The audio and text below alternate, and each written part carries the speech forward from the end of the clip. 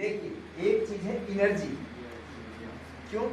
एक आदमी जो है दूर में मरा हुआ है, तो उसके अंदर पदार्थ तो है, लेकिन उसको कुछ भी करोगे तो वो उठेगा नहीं। जैसे एक सोया हुआ आदमी है, एक मरा हुआ आदमी है, दोनों में हम बताएंगे दूर से डिफरेंस बताओ। कैसे बताओगे? तुमको बताएंगे कि दूर से डिफरेंस बताओ, दोनों में अंतर क्या है। तो देखो, कुछ नहीं करना है।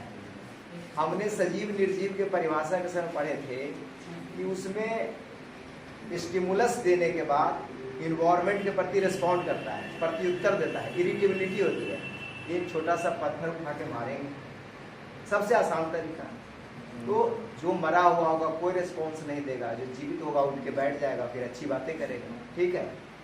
तो इसका मतलब कि जो मरा हुआ है उसका भी शरीर दूर से वैसा ही दिख रहा था जो जीवित है, लेकिन उसके अंदर ऊर्जा है और उसके अंदर ऊर्जा नहीं है।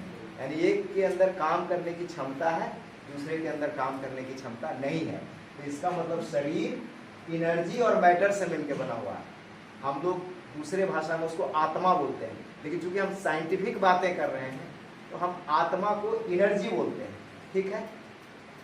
अब मैटर और एनर्जी है, इससे बॉडी बना हुआ है, तो इसको किसी ने रेगुलेट भी तो करना है। हमारा जो शरीर को कोई रेगुलेट करेगा, भाई एनर्जी है, मैटर है, तो उसको रेगुलेशन चाहिए ना। कौन रेगुलेट करता है पूरे बॉडी को? बताओ। माइंड। माइंड है ना रेगुलेशन के लिए। ये है माइंड। माइंड यानी कि दिमाग। ठीक है? दिमाग जो है वो पूरे चीज को रेगुलेट करता है। कैसे रेगुलेट करता है? वो रेगुलेट करता है, तंत्रिकाओं का जाल बिछा हुआ है हमारे पूरे शरीर में, है ना। नर्व जहां भी महसूस होता है ना, जैसे आग जल रही है, गलती से हाथ तुम्हारा चला जाता है, तुरंत हाथ वापस आता है ना। तो क्या है, वहां से सेंसेशन तुरंत ब्रेन को गया, और ब्रेन से तुरंत कितना इमीडिएट होता है वो पता है वो क्यों होता है? क्योंकि इलेक्ट्रिकल एक्टिविटी जो है वो इन्वॉल्व है इम्पल्स कंडक्शन में। नर्व इम्पल्स जो है, जब तुम कंडक्शन पढ़ोगे तो उसमें पढ़ोगे कि नर्व जो है तंत्रिका आपस में एक दूसरे से जुड़ा रहता है, बीच में केमिकल ट्रांसमीटर न्यूरो ट्रांसमीटर होता है, और यहाँ सोडियम पोटेशियम आयन होते हैं, और यहाँ से डिस्टर्बेंस के रूप में ये चलते हैं।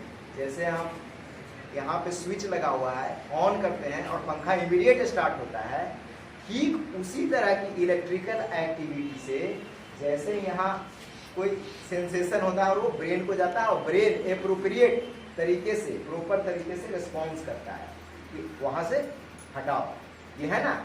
तो मैटर और एनर्जी को, जो बने हुए शरीर को माइंड रेगुलेट करता है। तो अब हमारा फोकस क्या होना चाहिए? कोई भी काम कर रहे हैं तो हमारा फोकस है माइंड को सही करना, उसको, मन को रेगुलेट करना। और मन जो है किसको रेगुलेट करेगा? बॉडी को करेगा। अब ये है एनर्जी। ठीक है? इसी एनर्जी पे फोकस करना है हम, कि हमने, चूंकि यहाँ भी एनर्जी के द्वारा ही कंडक्शन हो रहा है, तो मैटर तो काम करेगा एनर्जी के हिसाब से। तो एनर्जी कहाँ से लें?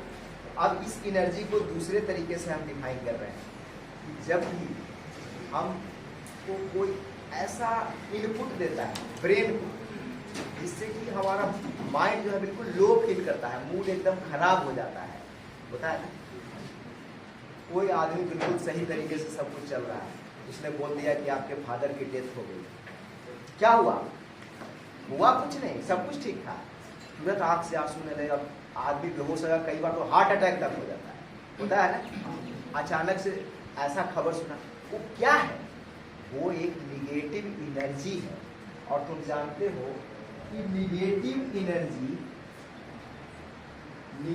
एनर्जी जो है वो पॉजिटिव एनर्जी के साथ मिलके न्यूट्रल कर देता है, और निगेटिव एनर्जी इतना ज्यादा हो जाए कि बिल्कुल वो एनर्जी को माइनस में पहुंचा दे, तो क्या होगा? वो एनर्जी बॉडी को सपोर्ट करने लायक नहीं रहेगा, और जब एनर्जी बॉडी को सपोर्ट नहीं करेगा तो उसकी डेथ हो जाएगी। होता है ना, अचानक हार्ट अटैक हो गया, शॉक आ गया, ठीक है, तो एनर्जी के रोल को समझो कि जब तुमको कोई निगेटिव एनर्जी दे रहा है, यानी कि क्या दे रहा है, निगेटिव थिंकिंग दे रहा है, तो तुम्हारा मूड बिल्कुल खराब हो जा रहा है। और मूड इस कदर भी खराब होता है कई बार कि आदमी डिप्रेशन में चला जाता है।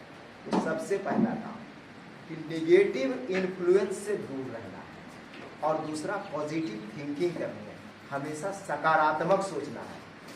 पॉजिटिव थिंकिंग क्या है, जैसे तुम्हें कुछ करना है और कोई आके बोल दिया अरे तुमसे होगा, तुमसे नहीं होगा, उसने क्या किया, उसने निगेटिव थिंकिंग देने की कोशिश कर रहा है।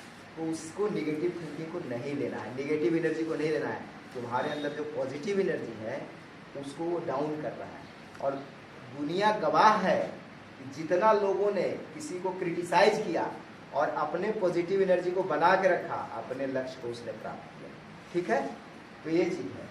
तो अब हम डिस्कस करेंगे कि कैसे हमको लाइफ में सफलता प्राप्त होगी।